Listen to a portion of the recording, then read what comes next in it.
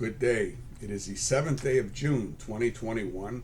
A number of people have written to me asking me about the firearms qualification, especially what type of weapons we can carry in the DEA and the FBI.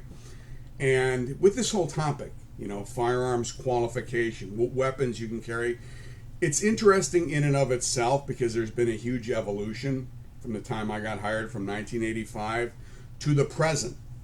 And it continued throughout my career, and it continued onward after I retired. But what you'll notice is that there's been a huge change. Initially, what we carried in our qualification was based on the opinion of one J. Edgar Hoover, who had died 13 or 14 years before I got hired. But over time, there were changes to the qualification course and to the allowable weapons.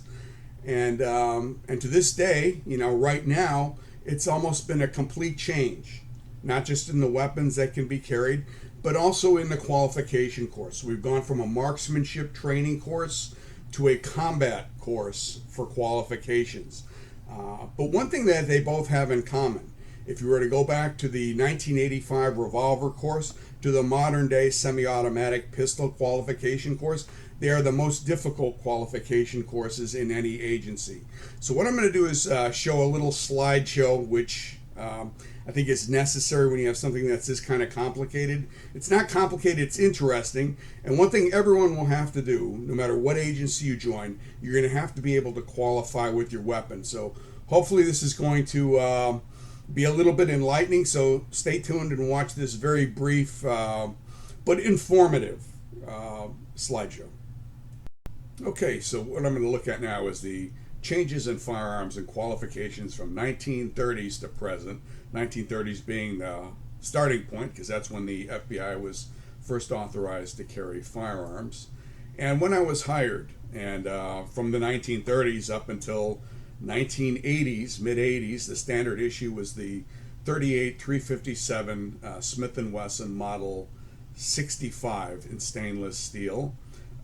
It fired 6 rounds. It was a 6-shot revolver, and you were equipped with a dump pouch, which had 6 rounds. It would be on your strong side, and all the additional rounds you were supposed to carry would either be in your raid jacket or your trouser pocket.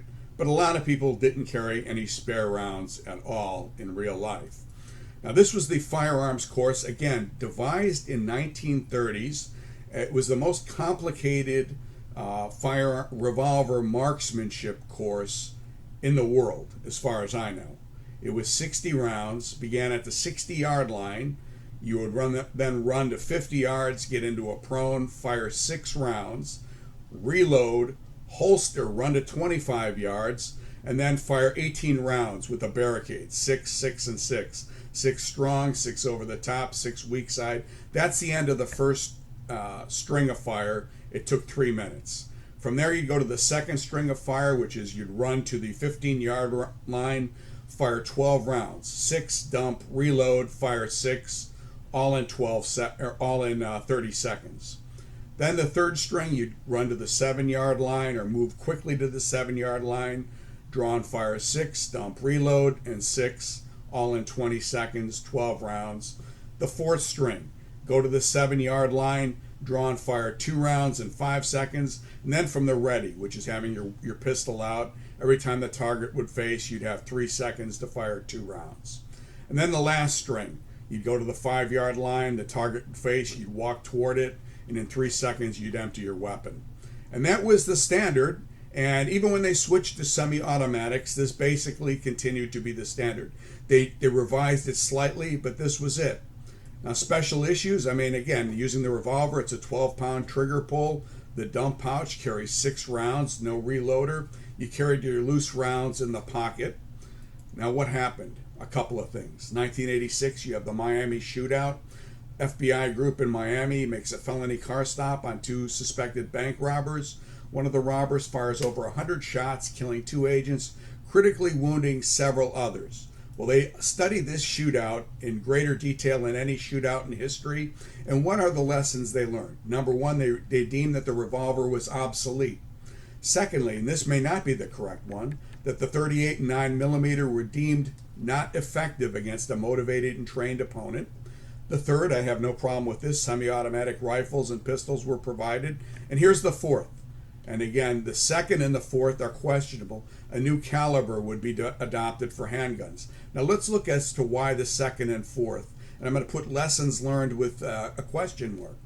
Of the dozens of rounds fired at close range, only a few struck Michael Platt, the robber who did most damage. But one round, a 9mm from the gun of Jerry Dubb, one of the slain agents, struck Platt, severed his brachial artery and entered his heart, but it was not immediately fatal. It was a fatal wound, but not immediately fatal.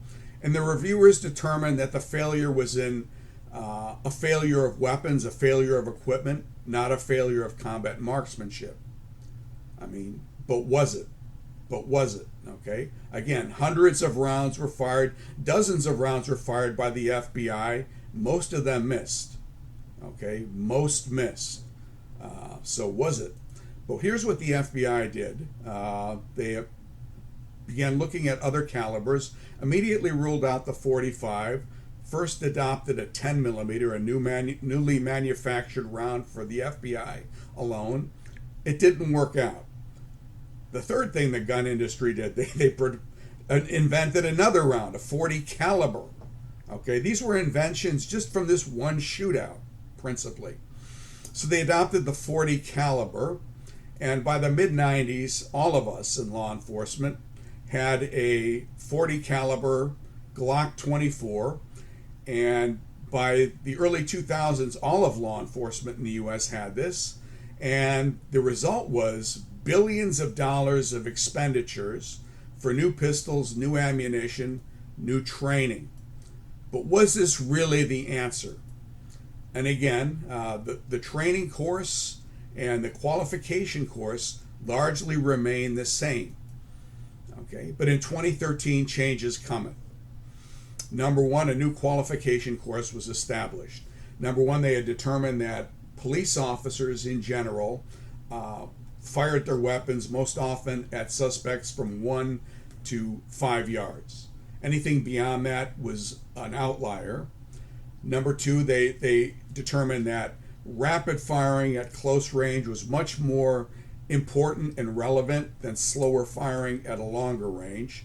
Combat marksmanship changed. And number three, they determined that the 9mm and 118 grain jacketed hollow point was just as effective as a .40 or a .45 caliber jacketed hollow point, according to reports by medical examiners. This is a huge change. Their changes, their solutions that they had adopted before, they really were not the correct solutions. So what did they do? They developed a new qualification course with 9mm. This is the course that you fire now. It starts with at 3 yards, and it is you draw and fire 6 rounds. 3 rounds strong hand, switch to weak hand. 3 rounds, you get 6 seconds to do that. The target then moves back to 5 yards. You draw and fire 3 rounds in 3 seconds. Rapid fire, okay, at close range. Then from the ready, which is your pistol drawn, pointing down, the target faces, you fire 3 rounds in 2 seconds. Rapid fire, close range. Then from the ready, 6 rounds in 4 seconds. And reloads are not an issue because you have a semi-automatic pistol.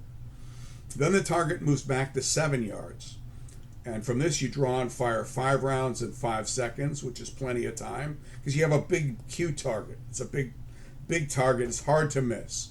Okay, you're basically pointing and shooting. You're not using your sights. Then from the 7 yards, from the ready, you fire 4 rounds, do an emergency reload, and fire 4 more rounds in 8 seconds. Plenty of time, okay, at close range. And then from the ready, you fire 5 rounds. And then you go to the distance firing, the 15 yards. And this is slower, more methodical. You draw and fire 3 rounds in 6 seconds. And from the ready, fire 3 rounds in 5 seconds. And then the only 25-yard distance, it's 4 rounds standing, drop to kneeling at 4 rounds in 20 seconds, which again is plenty of time. Plenty of time. Okay? And your authorized weapons, now it goes back to the 9mm, the Glock 17. But you can also own semi-automatics made by Glock, Sig Sauer, Beretta, or Smith in 9, 10, 40, or 45 only.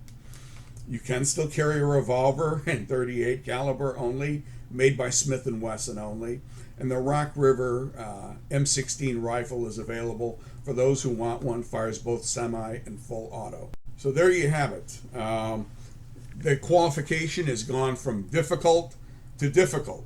I mean, the qualification courses that they use are the most difficult handgun qualification courses in any police department or law enforcement agency.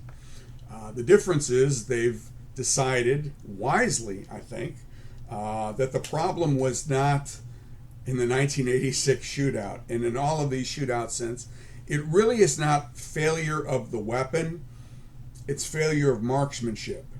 And again, police officers, most shootings by law enforcement, close range. You have to be able to point and shoot, get your rounds off. And in the 1986 shooting, in most shootings, police officers miss at very close range. So what this new qualification course is supposed to show you, what it's supposed to teach you, and all of your firearms training is supposed to teach you, is to hit at close range, okay? And fire rapidly and accurately at somebody who is just standing next to you. And don't fire wildly, and you're not going to have to fire at 50 yards or 25 yards too much, or at all, really. So hopefully it's been a little bit of a history lesson. I've had to go over it pretty quickly to keep the video relatively short. But hopefully it's been informative, because all of you, if you join federal law enforcement, are going to have to qualify with your weapon. And if you can qualify with the new course before you go to the academy, good for you. Okay? Hope it was enjoyable.